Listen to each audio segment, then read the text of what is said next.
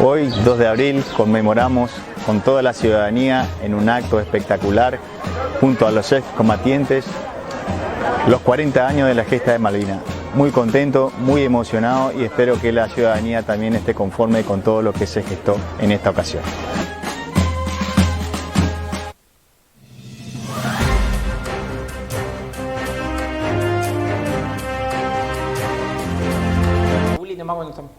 ¿Qué tal? ¿Cómo están ustedes? Muy buenas noches, bienvenidos una vez más, segundo programa de Ayer y Hoy, de este ciclo 2022, un ciclo que hasta el momento, y ya en esta primera semana del mes de abril, comenzamos, ¿no?, a fines de marzo, está asignado por las cuestiones judiciales.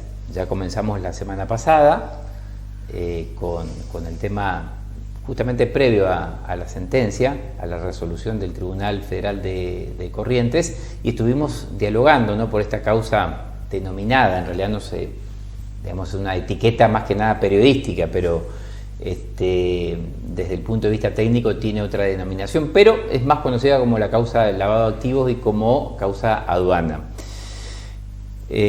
Comenzamos este ciclo con el doctor Juan Carlos Culerí, que es el defensor de justamente uno de los imputados. Hoy vamos a continuar con este tema. Está con nosotros la defensora oficial, la doctora Laura Martín. Ya vamos a estar charlando con ella. Pero antes de entrar de lleno en este tema, ya también para la próxima semana vamos a ahondar las cuestiones más políticas de nuestra ciudad, que es un programa también, por supuesto, Ayer y Hoy, un programa que siempre aborda, ¿no?, estos temas de la política. Y digo ahora porque este no es un año electoral, pero que no sea electoral no significa que no sea político. Todos los años son políticos, siempre tienen algún tipo de característica, algo que pueda ser particular, ¿no? Y este año va a ser de muchos posicionamientos con relación al próximo año.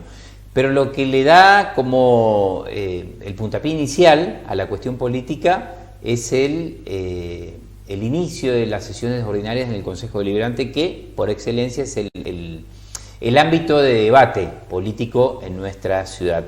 El día viernes ya fue la sesión inaugural, presidida en este caso por el contador César Varés, y en la cual de manera tradicional se hace la invitación al intendente municipal para que haga un repaso de lo que fue la gestión del año pasado y las líneas de trabajo de este 2022.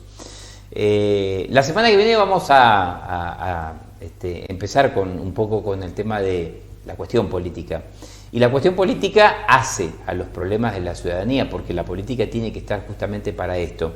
Más en el tema partidario, en la Unión Cívica Radical hay un poco de movimiento. Todo indica que no va a haber internas en la Unión Cívica Radical, pero sí una lista de consenso. Hoy, el día sábado, veremos qué pasará finalmente con la presentación de listas en la Unión Cívica Radical. Pero todo hace pensar y todo conduce, todos los caminos conducen a que el licenciado Sincobes, ex secretario de Gobierno de la Municipalidad, ex candidato a intendente de la Unión Cívica Radical en Encuentro por Corrientes, sea finalmente el presidente del comité de la UCR para el próximo periodo. Así que ya a partir de la próxima semana vamos a empezar a abordar estos temas de la política. Les decía que el día martes pasado, nosotros tuvimos el programa el día lunes, que estuvo el doctor Juan Carlos Culerí. El día martes se esperaba, había expectativa por la disposición del Tribunal Federal de Corrientes, Tribunal Oral en lo Criminal Federal de Corrientes, con respecto a la causa aduana y lavado de activos. Finalmente se conocieron las penas, se llevó a cabo la audiencia presencial para gran parte de las defensas aquí en el Escuadrón 7 de Gendarmería y gran parte también de los imputados, fundamentalmente los imputados de funcionarios de aduana. Y en el caso de la capital correntina, vía remota, estuvo el Tribunal Federal de Corrientes informando, comunicando acerca de estas sentencias, presidido por el doctor Alonso. Estuvo en la capital correntina también la doctora Laura Martín con los imputados, ¿no? En esta causa de lavado de activos. Ya vamos a charlar con ella, estuvo por supuesto de manera presencial en la capital correntina y se conocieron las condenas o la sentencia, porque hay en este caso gente que fue condenada y gente que fue absuelta. A ver, un breve repaso antes de dialogar con nuestra invitada y que nos dé su parecer, su impresión, su punto de vista y cómo va a continuar, al menos de la perspectiva de la defensa oficial, esta causa. Una sentencia, una audiencia que estuvo bajo estrictas medidas de seguridad, como fue todo este juicio en el Escuadrón 7. Las penas fueron entre 3 y 5 años, ¿no? Las personas absueltas, los imputados, hasta ese momento imputados, ¿no? Ahora están absueltos. No sé qué es lo que va a decidir después la Fiscalía, si va a recurrir o va a apelar esta decisión. Los absueltos fueron Ricardo Aguirre, Gustavo Aguirre, Clelia Espada, Jerónimo Acebal, Jorge Niveiro, funcionario de aduana, Cacho Banda, funcionario de aduana, y Jacquelina Núñez. En tanto que los condenados a prisión fueron Sebastián Gavarone, 5 años, Pablo Marsili, 5 años, Héctor Marsili, 5 años, Leonel Zapa, 3 años. Bueno, hasta aquí estos imputados condenados en primera instancia, todavía hay otras instancias, son los defendidos por la doctora Laura Martín. Así que esto me parece importante destacarlo también, ¿no? Después tenemos Fernando Martí Corena, 3 años, David Dulosa, 3 años, Matías Bravo, también defendido por la doctora Martín, 3 años y 6 meses, Martín Dubra, 5 años y 6 meses, José Longhi, 5 años, Horacio Veloso, 5 años, Carolina Vegas Gómez, 5 años, Claudia Gatti, 4 años, Pompeya Fernández, 4 años, Fabián Moreno, 4 años. Estos son... esta es la decisión, la sentencia del tribunal. El próximo 28 de abril, y yo creo que acá va a venir la cuestión esencial, por lo menos desde el punto de vista periodístico, la riqueza periodística que va a ser conocer los fundamentos del fallo. ¿En qué se basaron los jueces del Tribunal Federal de Corrientes, tanto para absolver como para determinar la culpabilidad? Esto va a ser el 28 de abril. Es decir, que tenemos una causa que todavía va a dar para hablar acerca de esto también y las consiguientes apelaciones acerca de esto. Pero bueno, ya para meternos ya en la parte más técnica de esta cuestión, la voy a saludar a la doctora, a la defensora oficial del Juzgado Federal aquí en el ámbito federal de Paso de los Libres, la doctora Laura Martín. Doctora, ¿cómo estás? Buenas noches. Buenas noches. Gracias por venir. ¿Cómo le va? Por favor, gracias por invitarme y un saludo a tu audiencia. Bueno, gracias por estar. Conocemos ahora la sentencia. Usted había manifestado que no iba a hablar, lo cual me parece hasta prudencial, ¿no? No iba a hablar hasta tanto, por lo menos haga los alegatos, ¿no? Ahora ya se conocieron los alegatos, se conoció también el tema de la sentencia y el día 28 los fundamentos del mismo, ¿no? Mi primera pregunta sería, usted en su alegato hizo una presentación, ¿no? Una fundamentación más de carácter general primero, para después meterse en la cuestión puntual de sus defendidos. Exacto. Y me gustaría saber un parecer general acerca de esta sentencia, doctora. Bueno, como se sabe, digamos, los jueces hablan por sus sentencias y en el caso de la defensa o de la acusación hablamos por medio de nuestros alegatos en un juicio oral. Y bueno, el alegato fue extenso, fue un alegato, como se llama en nuestra terminología, in voce, es decir, no fue leído, fue muy estudiado, obviamente, porque teníamos que hacer algo no tan extenso, pero que comprima todo lo que para nosotros era importante que los excelentísimos jueces escucharan en ese momento crucial. Entonces, nosotros armamos, junto con el doctor Setur, que fue codefensor, armamos una estrategia de defensa para comenzar hablando, como dijo usted, de un tema general que tocaba a todo el proceso, que era el cuestionamiento que se hizo a las intervenciones telefónicas que tiene la causa y que fueron el inicio de la investigación. Hubo mucha gente con teléfonos intervenidos y demás. Entonces nosotros hicimos un planteo en el que pedimos la nulidad del proceso por violación a garantías constitucionales, porque a nuestro modo de ver había un montón de situaciones, actos jurídicos que de alguna manera debían ser declarados nulos en relación con esto. Luego de eso, sí, comencé a hacer en el alegato a parcializar los temas de prueba, sería, porque hay que hacer un análisis de la prueba existente para luego convencer o tratar de convencer al tribunal en la decisión que tome. Y ahí fue donde abarcamos distintos tópicos o puntos. El primero fue, ¿por qué lo hice? Porque uno de mis defendidos, Rodrigo Marsilli, estaba sindicado en la acusación junto con otro grupo, que era la familia Aguirre, en el presunto lavado de dinero proveniente de la trata de personas. Entonces, en el alegato nosotros planteamos que la base fundamental que la acusación siempre presentó para sostener que la trata el dinero obtenido de la trata había sido lavado y que debían ser condenados por lavado, y a Rodrigo lo incluían en ese núcleo, nosotros dijimos que la causa de trata en la que se basa la acusación, esa causa aún no ha sido juzgada por el Tribunal Oral Federal.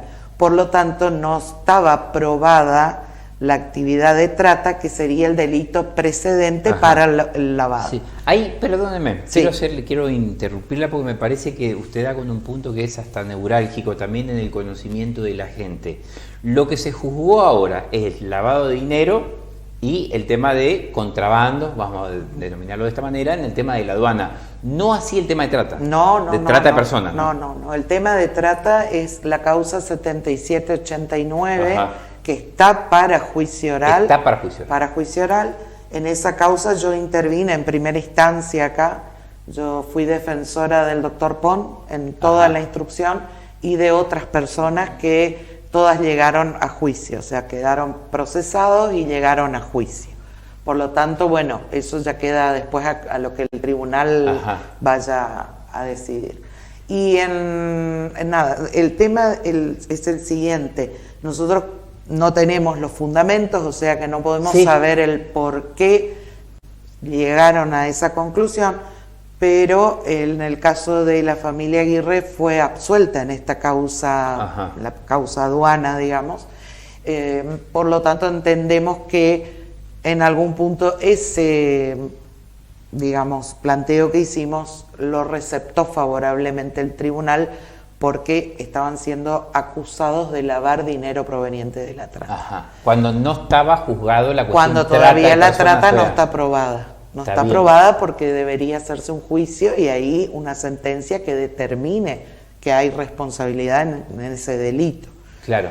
Bueno, luego hicimos un análisis ya pormenorizado de pruebas y nos enfocamos también en la cuestión de la asociación ilícita. Sí, que se hablaba de banda. Es que toda la causa, cuando salen los procesamientos, la causa está constituida por dos expedientes, el 3084 del 16 y el 6406 del 16, que luego se conectaron. ¿Sí? O sea, se hace una conexidad subjetiva, es decir, de los sujetos supuestamente estaban interconectados. Perdone, doctora. ¿No? De las distintas causas. Está bien. Sí. Lo que planteaba el fiscal es que estos 21 imputados formaban parte de una organización. Claro. O sea, que había conexión entre uno y otro. Se hablaba de asociación ilícita. Sí. Entonces, ¿qué pasa? Nosotros evaluamos la prueba que había y la asociación de ilícita es un delito muy particular donde se debe probar, por ejemplo, quién es el jefe, qué rol tiene un partícipe secundario, cómo se distribuyen las funciones dentro de esa asociación. Y nosotros planteamos que no estaba aprobada la asociación ilícita y que tampoco podían aplicar lo que le querían aplicar al grupo de hombres que nosotros defendíamos, que eran los que usted nombraron, los 5. Nosotros dijimos, no puede aplicarse tampoco la figura de asociación ilícita del 210 del Código Penal, que es una figura amplia. El 210 dice quien se asocie para cometer delitos. Eso abarca todo el abanico de posibilidades del Código Penal. Y acusaron con concurso real con el delito de lavado en banda, es decir, un grupo de personas que se asocia para lavar dinero. Entonces planteamos de que ambas figuras no podían concurrir. ¿Por qué? Porque las figuras se excluirían si no violarían la prohibición de doble juzgamiento. Nadie puede ser juzgado 2 veces por el mismo hecho. ¿Cuál es la diferencia? Quiero preguntarle una pregunta más legal, técnica. Sí. ¿La diferencia entre banda, conformar una banda para delinquir? No, es asociación o banda. O banda, está. Es un grupo de personas que tienen una voluntad común, presunta, de organizarse para cometer delitos. En el caso del artículo 210 sería delitos indeterminados. Sí. ¿Me permite, doctora? Sí. Yo, digamos, siempre usted va a tener la última palabra, ¿no? Me impresiona mucho la construcción narrativa del tema en los medios de comunicación, incluso hasta los mismos medios oficiales. También, por ejemplo, yo encontré esta nota en fiscales.gov.ar que dice, Corrientes, por eso es la pregunta, ¿no? Condenaron a una banda por contrabando de bienes y lavado de activos. Claro. Digo, no condenaron por en el caso del grupo de mis defendidos, condenaron por lavado de activo en banda. En banda. Pero no por una asociación ilícita. Perfecto. Está. Y en el caso de los funcionarios aduaneros, no los condenaron por asociación ilícita. No se probó la asociación ilícita. Y evidentemente no. Porque la figura del 210 no aparece en ningún lugar de la sentencia como artículo en el que se basa la decisión. Está bien. O sea, la estructura de una mega asociación ilícita no está en la sentencia. ¿Está bien dicho mega causa? Sí, en realidad son términos que se usan, digamos, periodísticamente. Sí. La causa es voluminosa y es enorme. Digamos que si mega es algo grande, bueno, sí. 200 cuerpos. La causa tiene 200 cuerpos, que para que la audiencia entienda, cada cuerpo de expediente tiene 200 hojas. ¿Sí? Que es lo que los abogados decimos fojas, que es un término antiquísimo de la época de la colonia española, pero en realidad son hojas, 200 hojas, 200 cuerpos de 200 hojas. Acá hay nomás la conclusión. ¿20.000 hojas? Claro. 20.000 hojas. Y más, porque ya llegamos, creo que se hizo un cuerpo más. Y además tiene 20 cuerpos de un legajo de investigación patrimonial. O sea que tiene un total de expediente 220. Sí, es bastante. Sí. Yo le quiero hacer una pregunta con esto antes de continuar. Sí. Una mega causa de esas características para alegar, porque ustedes alegaron al día siguiente el fiscal. Sí. Digo, ¿no atenta contra el debido proceso? Digo, ¿no atenta hasta contra sus defendidos?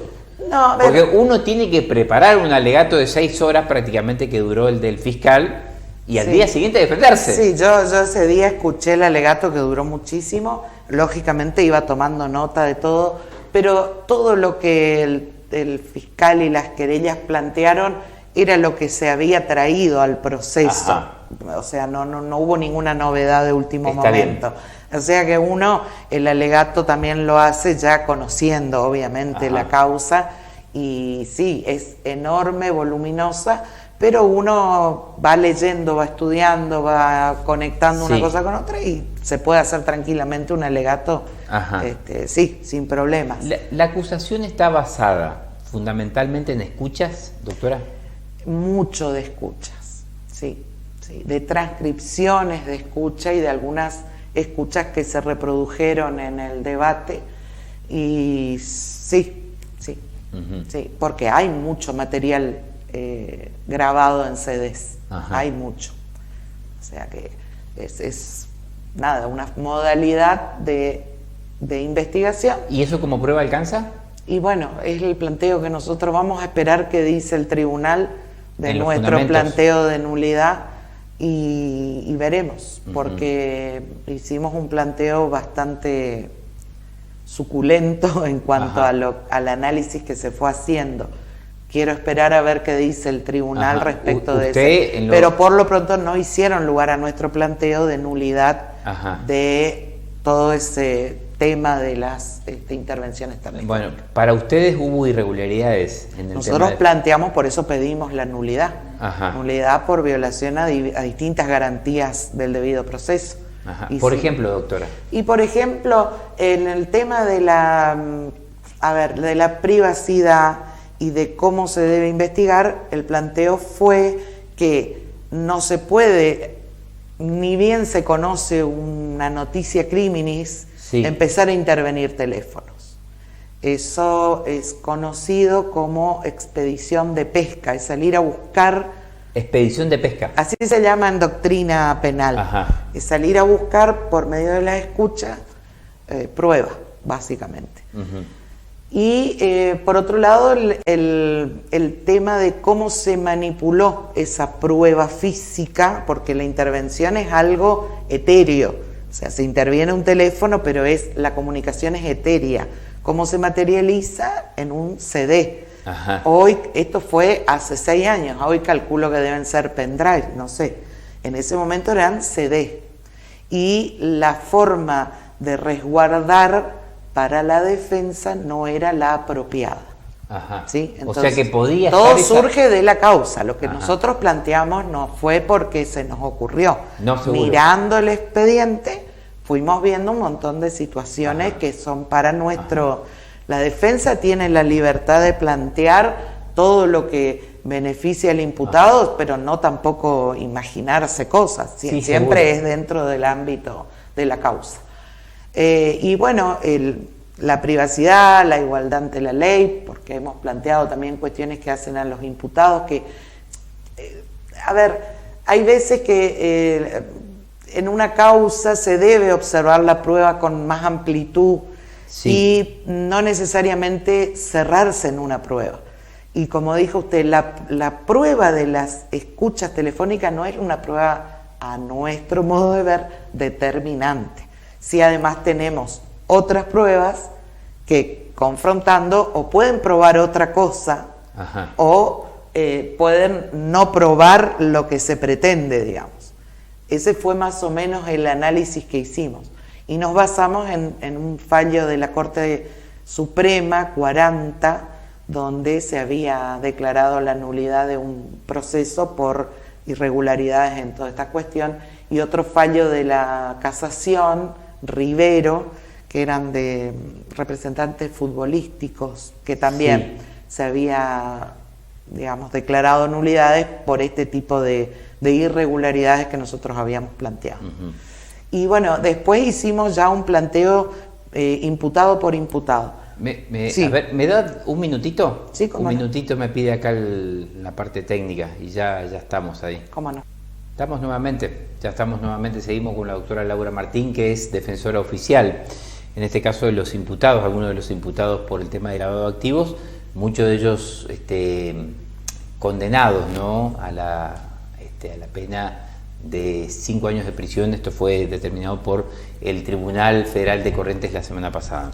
Estábamos hablando acerca de lo que planteaba en su alegato la doctora Martín, de una supuesta, digamos, contaminación de la prueba, ¿no, doctora? Estábamos en ese tema. Claro. Con respecto al tema de las intervenciones telefónicas. Se conoce vulgarmente como escucha, pero son intervenciones telefónicas. Bueno, ese planteo quedó plasmado en el alegato y el tribunal, al decir al inicio de la sentencia no hacer lugar a las nulidades interpuestas, quiere decir que nuestro planteo fue rechazado. Bueno, y luego hicimos ya un análisis de la cantidad de pruebas que presentamos, y una cuestión muy importante, sobre todo para la defensa pública en cuanto al ámbito en el que uno se desempeña. Nosotros logramos la absolución de una persona que defendimos. Esa persona, yo no voy a dar su nombre por más que haya sido público. Sí. ¿Y por qué? porque nosotros hicimos un planteo de esta cuestión nueva de la garantía de la perspectiva de género. Ajá. Y planteamos que es una mujer como ella, con ciertas condiciones culturales, económicas, sociales, pueden ser proclives a ser víctimas de delitos y quedar implicadas en delitos, y eso lo pudimos, digamos, probar haciendo alusión, yo lo dije en el alegato, si van a dar por válidas todas las intervenciones, pues fíjense que hay mucho material que daría cuenta que ella en realidad no era autora de 3 graves delitos que le acusaban. Habían pedido penas de 6 y de 4 años, o sea, estábamos hablando de algo grande. Le acusaban de asociación ilícita, de cohecho activo, es decir, que ella pagaría sobornos, y contrabando calificado por habitualidad. Y nosotros planteamos que en realidad si se observaba esas pruebas, lo que sería lo contrario. Ella estaba siendo víctima o de una persona o de un grupo de personas que la estarían usando para traer de Brasil por el puente frutas, hortalizas. Yo hablé y sonó mucho la palabra papines, pero era eso lo que básicamente, y mamones, bueno. Entonces yo planteé que por la Convención de Belén do Pará y por un montón de leyes que hay en la Argentina de protección del género femenino vulnerable, pedía la absolución, y el fiscal pidió que de la parte de prueba que nosotros planteamos se extraiga copia, y eso ellos van a iniciar una investigación posterior para ver si realmente había una asociación que se encargaba de esto. Esto entraría dentro de lo que es trata para explotación laboral. ¿Sí? Yo dije en una parte, si ella no hacía eso, sus hijos no comían. Y ahí es donde está la cuestión de género y de vulnerabilidad. Y el tribunal receptó, evidentemente, no sé, de nuevo le repito en qué términos, pero ella fue absuelta, y en la sentencia el tribunal le hace lugar al fiscal para que extraiga testimonios de esa parte de prueba para, supongo, una investigación posterior. Yo no la voy a nombrar, porque si después en esa investigación posterior que pueda hacer el Ministerio Público Fiscal se comprueba esta teoría nuestra, esta señora, de ser imputada, pasaría a ser víctima. Entonces hay que resguardar su identidad. No, seguro, en esos casos sí. Doctora, vamos a la cuestión puntual del tema de sus defendidos. ¿No? Lo que planteó el fiscal en su alegato fue que se asociaron a los fines de poner en circulación activos de origen ilícito en el mercado, utilizando para ello la creación de sociedades ficticias, abarcando a su vez diversas estructuras jurídicas, con el fin de introducir fondos o activos obtenidos del comercio de compra y venta de moneda y billetes extranjeros sin la autorización pertinente del Banco Central de la República Argentina. En algunos casos conectados con funcionarios de aduana. Ello les permitió incrementar de modo exorbitante, irregular e ilícito su patrimonio. Bueno, la conexión con aduaneros quedó afuera porque no hubo asociación ilícita, ¿sí?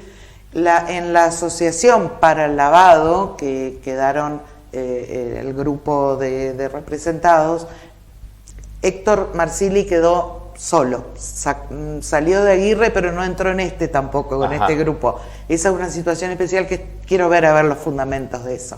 Pero el grupo que quedó, Pablo Marsili, Sebastián Gavarone, Matías Bravo y Leonel Zappa, digamos, nosotros cuando hicimos el alegato dijimos primero que las empresas no eran empresas fantasmas, eran empresas que existían, que tenían un giro comercial, que había copiosa documentación que demostraba para nuestro criterio que había actividades normales. La cuestión del dinero, divisas, no sé cómo se prueba dentro de la sentencia, veremos, porque nosotros hicimos un planteo de que nunca se los había visto a mis defendidos vendiendo, comprando divisas y demás, y que no encontrábamos prueba efectiva.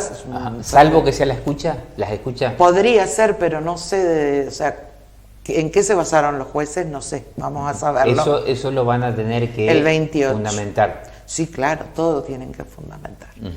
Y en el caso, por ejemplo, de Matías Bravo y de Leonel Zappa, los ponen como partícipes en esa asociación, y a Matías le agregan incluso 6 meses que dedujimos que puede ser por el arma. tema del arma, que en realidad nosotros probamos y presentamos documentación que esa arma era de su papá y que estaba en su casa el día del allanamiento.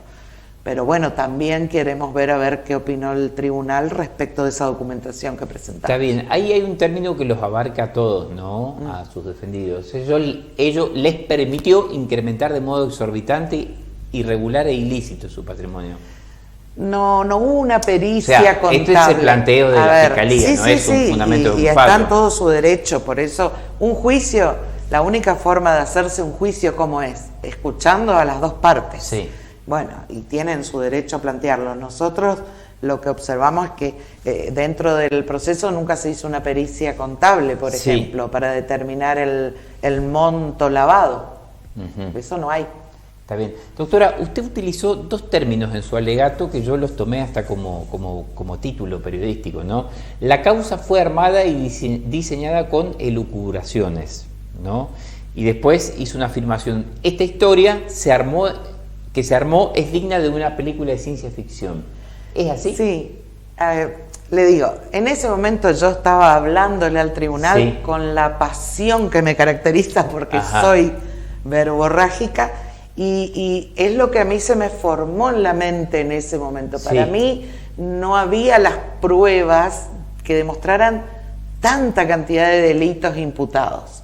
Entonces dije, elucubraciones por el sentido de no hay tanta elucubración prueba. Es una imaginación. Claro, pero esa palabra imaginación la utilizó el doctor Luis Fernández. Puede ser. La causa está armada en base a imaginación. Puede ser, pero a eso básicamente, que yo me baso en la prueba que a mí me muestra otra situación. Y en la película de ciencia ficción, porque también volvemos a lo mismo. No había quedó demostrado que hay un montón de circunstancias fácticas que no lograron ser probadas jurídicamente. La asociación ilícita no se probó. En el caso de los funcionarios aduaneros no se probó el incumplimiento de los deberes de funcionarios públicos, el enriquecimiento ilícito. En el caso de mis defendidos, ahora, está bien, la pena fue menor, mucho menor a la solicitada. Una acotación fuera de lo jurídico, ¿no? A Cacho Banda no le probaron nada, salió absuelto, pero estuvo 3 años preso. Sí, claro.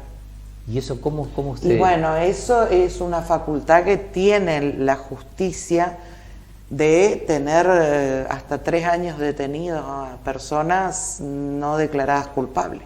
Eso se llama prisión preventiva y en el caso mío de Pablo Marsili pedimos el cese de prisión preventiva porque había cumplido también 3 años. Bueno, eso le quiero preguntar, ¿no hubo un exceso ahí de prisiones preventivas? A ver, los jueces tienen facultades para hacerlo. Los defensores tenemos facultades para oponernos. Yo no defendía a ellos en ese momento, no. En instrucción los defendieron distintos defensores particulares que hicieron un muy buen trabajo de recopilación de pruebas, eso hay que aclararlo, porque mucha de la prueba que estaba obviamente es la que nos sirvió para desandar el camino. Y, a ver, ellos... Perdón, me fui con el tema. Con el tema de la prisión preventiva. De la prisión preventiva. Entonces, la prisión preventiva, los jueces pueden disponer. Se dispusieron prisiones preventivas y todos los abogados apelaron esas prisiones preventivas. Sí. Y fueron confirmadas. Entonces, y está dentro de la posibilidad judicial de confirmar las prisiones preventivas. En el caso de sus defendidos, ¿cómo continúa esto? Bueno, en el caso de mis defendidos, primero que... Digo, con este fallo en primera instancia. Claro, nosotros primero vamos a ver los fundamentos, en base a los fundamentos veremos en qué términos vamos a apelar, vamos a hacer los recursos de casación y después evaluar en qué términos lo vamos a plantear, pero ellos van a continuar en libertad. En esta instancia. Ellos van a continuar en libertad y ahí se abre un abanico de posibilidades. Puede pasar que casación confirme las condenas y bueno, ahí ya quedará en manos del defensor ante casación, porque hay un defensor oficial. Mi tarea va a culminar con la interposición del recurso, digamos. Ahí termina su tarea. Sí, pues yo fui asignada especialmente para esta causa. ¿No queda una instancia más después que Corte? Y nosotros sí dejamos reserva de recurrir por ante la Corte Suprema por esta cuestión de violación de garantías constitucionales, porque justamente la Corte va a tomar casos donde haya cuestiones constitucionales, que son las que nosotros planteamos con relación a las intervenciones. Pero es directa, digamos... No, va a casación. ¿Y casación resuelve si va a la Corte? Claro, lo que pasa es que... No. Casación va a resolver si confirma o no la sentencia del tribunal oral. Sí. Y ahí se abriría la instancia de corte. Bueno, perfecto. Si confirma esto, usted puede, o digamos, el defensor oficial de casación, ¿puede ir a la Corte? Depende de su criterio y cómo se plantee, eso ya es... Nosotros no tenemos obligación de hacer algo o de no hacer. Como defensor, nosotros hasta podemos ser íntimos amigos de nuestro defendido, cosa que los jueces no pueden, por ejemplo. No. Entonces, dentro de ese amplísimo marco de trabajo, hay estrategias que se van a emplear. ¿Qué irá a hacer? No sé, le mentiría, pero sí se dejó abierta acá la posibilidad de que, en el caso de que se estime necesario, recurrir a la Corte, porque puede pasar también que si nosotros hacemos este planteo de sostener las nulidades, puede ser que casación nos haga lugar, puede ser, y anula todo, anula entera la causa. Eso es lo que nosotros pedimos. Esa es una posibilidad también. Y sí. Y si confirma la sentencia, sus defendidos quedan detenidos. Si confirma, ya le digo, queda todavía abierta la vía extraordinaria y hasta ahí no va a estar firme la sentencia. No está firme. No. Siempre que haya una instancia abierta, la sentencia no está firme. En el peor escenario, que esto termine quedando como está, para mis defendidos, ¿no? Ellos ahí le dan 30 días, creo, el tribunal para algo así. Tendría que leer, pero los detendrían. Y bueno, en el caso de Pablo Marcilli sería muy poco el tiempo que le restaría, porque ya pasó 3 años privado de su libertad y ese tiempo se descuenta, lógicamente. Claro, lógico. Cada día que se... Y bueno, el tema de las prisiones preventivas es un tema de estudio en la Corte Interamericana, en la OEA, en los organismos... el debate político también. También. Y es de nuestra parte como defensa, siempre tratamos de que la persona que defendemos esté en libertad mientras dure el proceso. Usted sabe el caso del padre Grassi, por ejemplo. Sí. Estuvo en libertad todo el tiempo. Y no vamos a comparar ese tipo de delitos. Fue un delito aberrante. Esto es otra cosa. Entonces... pero siempre estamos propiciando y apelando a las prisiones preventivas. El recurso de apelación contra prisión preventiva siempre va dentro del recurso de apelación. Y bueno, está hasta el día de hoy eso. ¿Costó mucho trabajo, mucho estudio, mejor dicho, esta causa para usted, doctora? Mire, la 3084 tenía, creo, 72 cuerpos. Después se unieron, después se mezclaron. ¿Esa se refiere a trata? No es trata, es el lavado. Está. La primera parte de la causa. Esa parte yo nunca la había leído en profundidad porque no había defendido personas. Y la parte de aduana que es el resto de todos los cuerpos, sí, porque yo en esa parte incluso llegué a defender a algunos funcionarios aduaneros y después, nada, me apartaron y quedé con otro grupo de personas. Pero el trabajo de buscar lo que pruebe nuestra teoría, ¿sí? De eso se trata. Nosotros salimos a armar la defensa en base a nuestra teoría. Nosotros, ¿qué queremos demostrar? Y lo mismo que la Fiscalía. La Fiscalía, ¿qué quiere demostrar? Y en base a eso hace su argumentación, produce su prueba. Bueno, nosotros hicimos lo mismo. Y nosotros arrancamos en agosto y para octubre ya teníamos toda analizada la causa.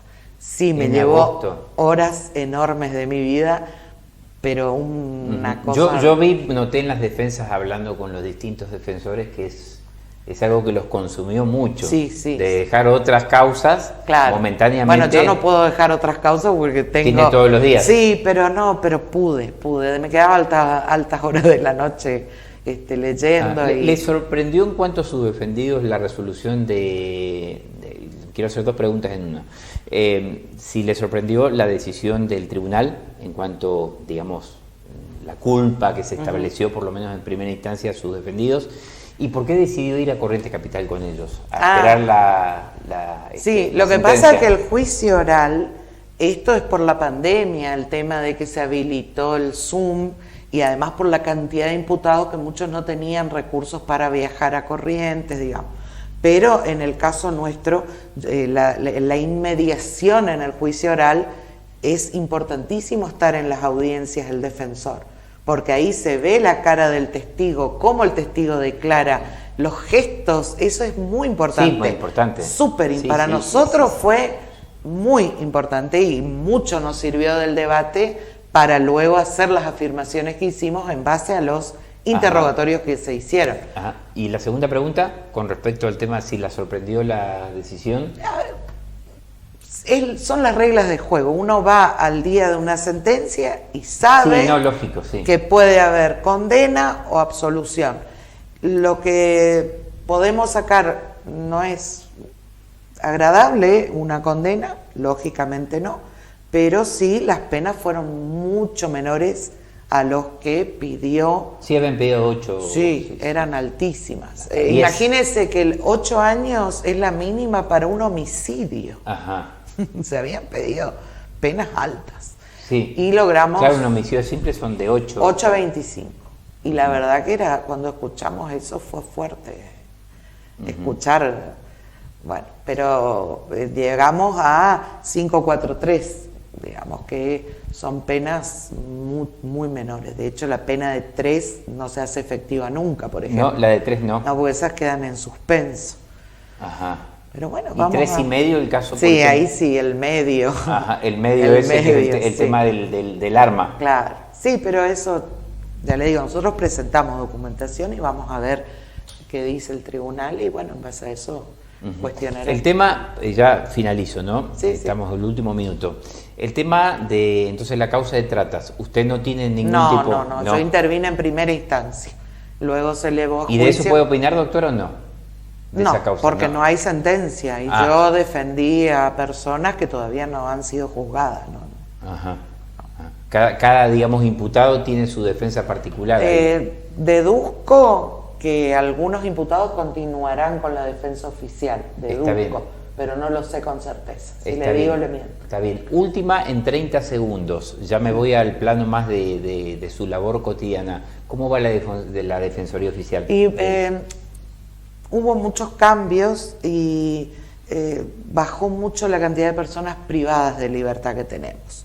O sea, se han logrado muchas mujeres con prisiones domiciliarias y bajó mucho la cantidad, digamos, una época que teníamos hacinamiento de personas en escuadrones, en comisarías y bueno, eso disminuyó mucho. ¿Y eso es bueno o es malo? Es bueno. Es bueno. Es bueno, sí, claro, sí. Y también se están haciendo lugar en Cámara, la Cámara Federal en algunos casos tiene un criterio más amplio de revocar no la prisión preventiva, pero conceder una excarcelación cuando la causa ya está súper avanzada, próxima para elevar a juicio. o cuando ya justo entró al tribunal oral, están escarcelando a muchas personas. Ajá. Bueno, ¿Libres es una zona caliente en materia federal? A ver, Ignacio, a usted le toca defender. Usted nació acá en Libres, igual que yo, somos libreños. Sí. Y, a ver, una zona donde hay un puente internacional Es caliente. con Brasil Es y caliente. más, tenemos dentro de la jurisdicción otro puente internacional con Brasil en Santo Tomé y frontera en toda la línea del río Uruguay, siempre va a haber hechos Sí, seguro. relacionados con delitos federales. Ujú. De ahí a que todos los días se vean lo que hay en el tránsito de drogas, sí, por la ruta 14. Ese es un permanente, un constante, digamos, el tránsito de Perdone, y estupefacientes. lo vinculo, creo que en un momento se habló también en los alegatos, el tema de el contrabando de estupefacientes en el puente internacional. Claro, pero eso no hay... No hay. No, ni digamos, se- para mí siempre la idea de el tema de los estupefacientes, Sí. el narcotráfico, es sobre Ruta 14, no sobre el puente. Mire, yo de lo que recuerdo, no sé, hace años que no cae nadie en el puente con droga. Lo que sí caen es en la ruta, porque es la ruta que viene de Misiones y que llega hasta Buenos Aires. No le digo ahora semanalmente, pero hemos llegado a tener 7 en un día, así, personas que, claro, sí. Yo llegué a tener más de 100 y pico de detenidos en un momento. Era impresionante. Claro, entiendo. Sí, y la mayoría con cannabis sativa, es decir, marihuana. Pero también hemos tenido casos de cocaína, de algunas pastillas de éxtasis, también, sí. Doctora Laura Martín, le agradezco su presencia. Bueno, gracias Ignacio, gracias. Saludos Muchas gracias. a todos. Bueno, Gracias. muchas gracias. La doctora Laura Martín, defensora oficial, causa lavado de activos, su visión, su punto de vista, su apreciación, y todavía, por supuesto, que uno no se puede meter de lleno en esta cuestión hasta que no conozca efectivamente los fundamentos del fallo que se van a conocer el próximo 28 de abril. La próxima semana estamos nuevamente con ustedes, ya tal vez con algún tema más político, político de nuestra ciudad. Hasta la semana que viene.